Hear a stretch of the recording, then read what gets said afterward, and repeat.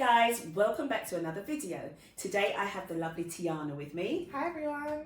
And I'm going to ask Tiana this very important question. Tiana, what has been your biggest achievement to date so far? I would say buying my house in London at the age of 23, definitely. Did you hear that, guys? She bought her first home at the age of 23. Yeah. In London. In zone 3. In zone 3. Wow. Welcome everyone. So this is part of our series for International Women's Month. I call it Women's Month, not just the day, because I'm celebrating the whole month with my female friends. Absolutely. So let's get into this. Right. So when did you decide that you wanted to buy your home? So it was definitely probably like in year 13. I just had this vision, and I didn't even remember that I had this vision until one of my friends said it to me not too long ago. And they were like, I just remember in year 13, you kept telling everyone, do an apprenticeship, don't go to uni, because when you do an apprenticeship, you're going to be able to save money, you're going to be able to move out quicker. Ooh! And I always knew I wanted to own my house because rent prices in London are so expensive. It just doesn't really make sense to pay rent.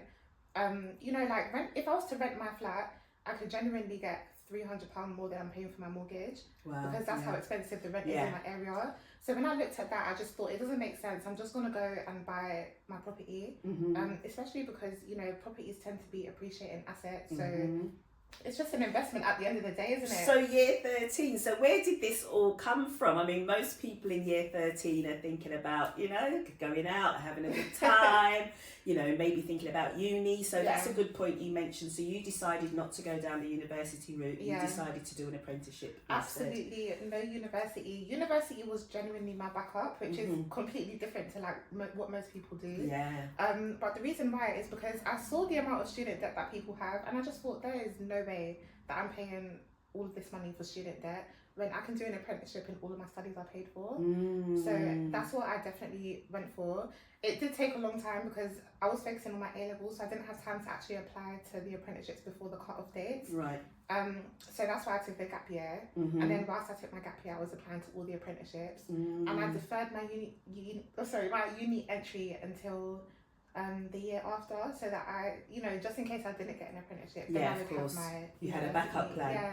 So you started with this vision, right? This financial goal, which you know I love, and I say we all need to have this. It helps with the intentionality, right?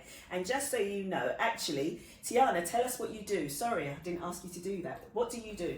Okay, cool. So my apprenticeship was in banking, and I still work in banking as an analyst, but I've started my own company now, and it's called Community Touch.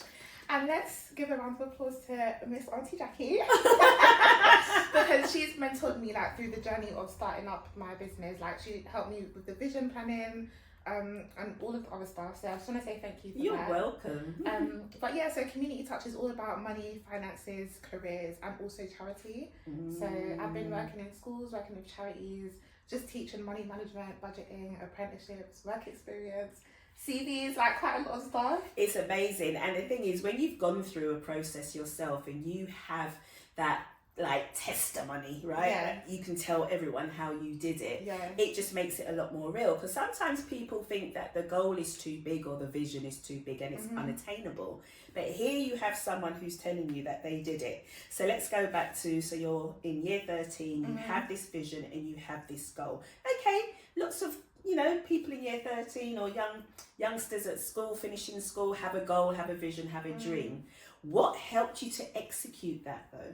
Tell me that story. How did it go from there? So first of all, I obviously set my goals. So I had like, I wouldn't even say that at that time I set it for like short, medium, long-term goals. I just had the goal, and then I'm not gonna lie, when I was working in sixth forms, obviously I had my part-time job. I was probably taking home like 500 to 700 a month, just depends on how much I was working. I was not saving that money.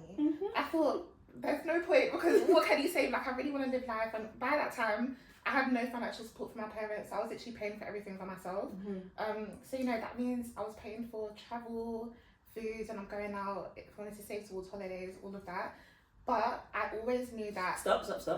Did you hear that? I'm just looking at the difference in generations, right? So she's like, I had to support myself. And so normally you'd think that means like she had to pay her own rent from her part-time job. She had to buy her own food shopping and stuff. But did you hear what she said she had to do with it? But I didn't contribute to the household though. Okay, all right, that's good. But you're talking about you was going there, which you should do. Yeah. So I'm not disputing that. That's excellent. But I just wanted to make that clear because some people might have thought, oh, she's going to have to do all of that on £500 to £700. But you did live at home at that point. Yeah, I was living at home. I was not living by myself. That's impossible for anyone in London, I think. Absolutely. Yeah, unless you have free accommodation somehow. Absolutely. But so I always gave 10% of my take home to my mum. So consistently. So when I started working at TK Maxx, all the way up until, you know, like at the end when I was still living at home but working on my apprenticeship. So it went up from like £50 to £250 like, by the time I left home. I think it's really important to give back to your parents because especially like with the cost of living as well, it's just so expensive. And also, what is it teaching you from a very young age? It's teaching you money management skills. Money management and discipline. And discipline, yeah. Because that was the thing that I paid first because, you know, you always have to pay... What book is it? The Money Secret, and it says pay them first. Yes. Yeah. Yeah. So that's I think that taught me something. It was a really good skill to learn at that age. Yeah. So back to the story of how I got there. As soon as I started working at my apprenticeship, that's when I started seeing like I was taking home like £1,400 a month, and I genuinely felt so rich. Like, cool, you're living at home. Yeah, so, at 19, to be taking home that money, it was crazy. But that's the point when I said, okay, cool, now I can start saving towards this goal of mine that I have, because now I'm taking home a substantial amount of money. I just decided to save like £10,000 a year. So I was putting £835 a month into my savings. Excellent. And then obviously on top of that, paying my contributions at home, and then everything else was just like my general living stuff. But I think because the time that I first started saving as well, it was when COVID happened, so we couldn't really go out much anyway. So that's what I think. It's very unrealistic to save 10,000 on a £20,000 salary now. But when we had absolutely nothing to do, it was easy. And then after my apprenticeship, my salary went up to £30,000. So then obviously I was able to save that amount of money, like without it being stressful. So what was the trade-off? Right, so now you're saving, you're putting the money away, you're living at home. What was the trade-off? My car. Your car? Yeah, I've been driving the same Fiat Punto since 2017 when I passed my driving test, and I'm still driving it now. It's 2025 now. But you know, there's just certain stuff that I think is more important. And I remember this day, I was looking in my bank account and I said, I've got enough money to buy my car outright. And I was like, what am I going to do? Am I going to use the money to buy my car, or am I going to keep it for my house deposit? Of course I kept it for my house deposit because cars are depreciating assets. So why would I not put the money into something that would appreciate and put it into something that's going to make me lose money? I love that mindset. Yeah. Where did this mindset come from? I don't know. I genuinely don't know. It's got to be from God, because my mum did teach me like some money management tips, but it wasn't to the extent that I feel that I have now. I think you're, because I obviously know what you do, and you're passionate about other young people being able to do what you've done. And so I just think it's just like, this is what you're supposed to do. This is God's calling for me. 100%. And so for you, it's a natural thing for you to do what you did and to have the discipline to do it. But was it always easy? Any obstacles that happened while you were trying to save, you're living at home? Yeah, I think the thing that was hard was that I was desperate to move out, because me and my mum, like when I was living at home, we didn't have the best relationship because I'm very independent, right? I'm very mature, and I don't know, I just felt like she still kept treating me like I was a child rather than an adult. I was going to say, what parent doesn't go through that with their teenager to be really to some degree? But my mum says it's like, you've got some degrees, but you've got your degree, which is crazy. But and that was the hardest thing for me, was, you know, being in an environment where I wasn't necessarily the happiest, but I had to put my happiness aside just for a couple of years. I saved over 3 years. So when you're looking back, it's not the hugest amount of time. And sometimes, you know, I learned about this thing called delayed gratification. And unfortunately, sometimes you are going to be in uncomfortable situations, but if the end goal is like, you know, you see the end goal and it's like right there, you're just thinking there's no way that I can just push that goal back just for this instant gratification. So well, I've been in your life since you were born, right? So obviously me and your mum are good friends. I'm part of your village, your mum's part of my village with my children, so we've all, you know, raised each other's children and helped out as we could. So I know a lot about your story, and I remember one particular time when I can't remember, we were having just me and you were having a conversation, and I knew what was happening at home, and I said to you, Tiana, you're working full time. Why are you still at home? Why don't you just move out? And Tiana turned around to me and she said, because I'm saving for my deposit. I thought you remember this conversation. I remember it clearly. She just said to me, I'm saving for my deposit. That's what happens when you have a goal and a vision. When obstacles and distractions come, when you're focused, that's how you achieve it. Right? And that's exactly what you did. And I never forget that conversation. And I also remember when you were thinking about going to uni and you were going to do your gap year and you went to Germany, didn't you, for your gap year? But tell us a bit about that. What was that like? And how did you fund yourself in Germany? Okay, so in Germany, I basically transferred myself from TK Maxx in London to TK Maxx in Berlin. Ah, excellent. And I had to manage the process because obviously my managers could not speak German, the German managers couldn't speak English, so I literally managed the whole process. And so you spoke German? Yeah. Oh, because you did it at school? Yeah, I did it from year 7 to year 13. So I had like, I would say basic understanding, like basic conversational skills. And then when I went there, I was working full time in Germany. Wow. And I had my flat as well. So I guess you could say I moved out. I was there for 9 months. It was just like a student accommodation, so a studio, but it was quite nice. It was perfect for me. And it was nice because I was around other young people my age as well. Yeah. And then I was going to church out there, so I met like even more young people. So I made like quite a few friends, which was really nice. In terms of supporting myself, I had to stick to my budget, of course. I think that's the first time. So you had a budget. When did you first have a budget? I think that was the first time I had a budget. Ah, okay. Yeah, because I can't remember how much I was taking home, but I remember my rent and like the laundry bills as well. That was like 700 euros altogether. Wow. So then I had to budget for my shopping and I had to budget for going out. But because I was not taking home that much money, I couldn't go out as much as I wanted. But it's alright. Again, discipline, right? Wow, amazing. Because now you went through that process. I remember you were in Germany, you applied for your apprenticeships, and you got, I remember you saying, I've got my apprenticeship. Yeah, I was so happy. And do you know what? I just felt like such a queen. Like when I was there, because obviously I was in another country, so companies were literally flying me out to do the interviews, and I just felt like, is this what it feels like? This is the life. No, honestly, but yeah, I was consistently applying for apprenticeships. It was to the point, like, at first, I didn't really know the difference between, you've got like the financial industry and there's so much stuff that comes under it. Yeah. So I applied to an insurance apprenticeship thinking it's the same thing as like banking and whatever. When I did the interview, I realised, this is very different. And the guy was not impressed. Because I kept talking about like banking and finance. He's like, you do realise this is for an insurance apprenticeship. Wow. So I think that was a real reality kick. Like, okay, you need to actually know what you're doing, know what you're applying for. It's a lesson, right? Yeah, it really was a lesson. But yeah, when I finally got my apprenticeship, honestly, I was so happy. I remember getting a call when I was at work on my lunch break. And yeah, I just felt like that was the moment that I knew my life was going to change. And this was when you were still in Germany? Or was I was still in Germany at that point. Yeah. Amazing. So then you come back and then, yes, you're saving for 3 years and then boom. Yeah. But before, let me say, I started my apprenticeship, it was like the end of September. I didn't start saving until the January. So when September came, I said, right, I'm going to use this time to get everything that I need. So I got like my laptop, any new clothes that I wanted, basically anything that I wanted. So you got your spending out the way. Yeah, because I think everyone's got saving and spending seasons. I don't think anyone necessarily just saves all the time unless you're rich. Which a lot of us are not.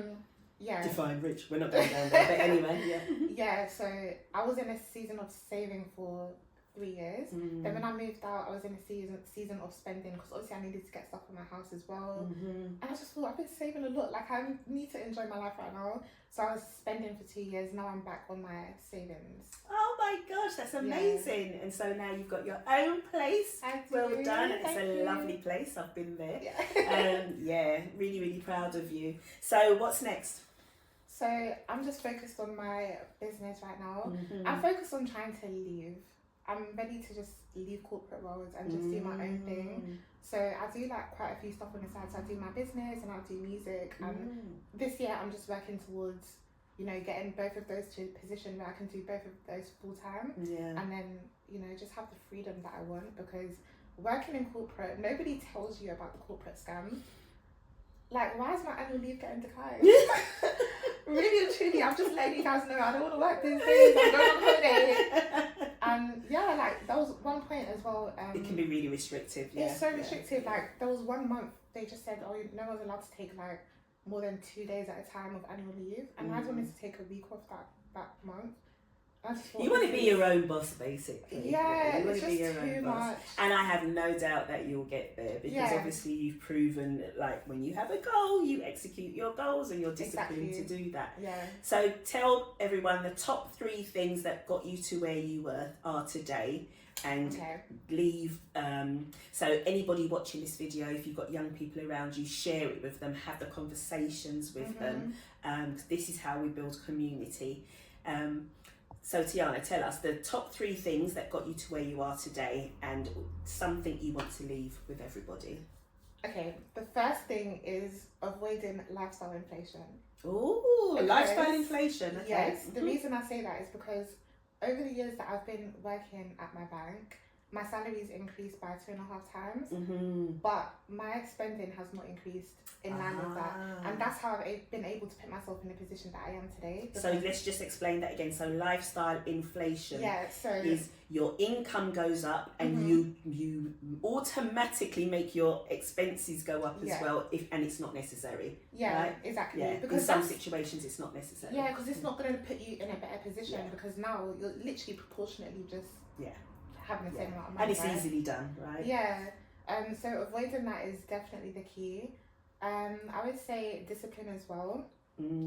I think it's impossible to achieve a goal if you're not disciplined. 100%. And that goes for anything in life, not just financial 100%, goals, but anything. And then the third one is managing your money. Yes. There's nothing that we can talk about yeah. without managing your money. Budgeting is so important. You know, there's loads of money advice out there. You could go to Auntie Jackie, Financial Wealth Community. You can come to me at Community Touch. We just always give like the tips that you need to really manage your money absolutely correctly. And funny enough, there's something else alongside with the budgeting that I've learned as I've been developing more, is because for some people it's a mindset issue. Oh my gosh, I was talking about this the other day. It's a mindset issue, and there's other things going on and stuck. So sometimes you may have to find somebody to work with. I'm literally doing my coaching certificate so I can get people unstuck more. Thank you. There's other people you can go to. Some people there's trauma involved and you may need to go and have therapy. Whatever it takes, there's a reason why you're stuck and you're finding you can't budget, you need to speak to somebody about it, because it's fundamental. It's your plan. Yeah, the same way, like if someone was struggling mentally, you would tell them to get help, right? It's the same thing with your finances. You need to get help if you don't have the right mindset from a young age. And especially like in our community, you know, we don't talk about money. It's such a hush topic, and I'm trying to consistently break down that barrier. 100%. Because a lot of people are struggling internally with like, they think that there's no way out, but there is so many ways out. And the mindset is so important, because some people don't know how to say no. And I think that's one of the biggest things I'm realizing, is that everyone's trying to keep up with everyone. But and fundamentally there's a reason why though, and it's digging deep as to why can you not say no. What else is going on there? Exactly. So when we do like our money management, our one-to-one sessions, it's not just about here's the budget, we're going through it, but I'm also going to have a conversation with you as to why, you know, like maybe what's led you to be in this position, and how can we I don't want to say change your mindset, but develop your mindset so that going forwards you just have this as a life skill rather than, you know, it just be an in and out session. Because I'm very big on, like you said, building a community that everyone can help everyone. That's what it's about. This has been amazing. I hope, guys, you've enjoyed this conversation. Anything else you wanted to say before I close? I'll just put out my social media out there. So I'll put all the links. The links will be in the comments at the bottom, in the description rather. So I'll put all Tiana's link's in the description. Thank you, Tiana. Thank you for having this conversation with me. Wishing you every success in your business. I am passing the baton on to you and you run with it, girl. Yeah, I will do. Thank you everyone for listening, and as you know, please subscribe, hit that notification bell, and please share. We're all in this together. Thank you so much. Thanks for having me. Bye everyone.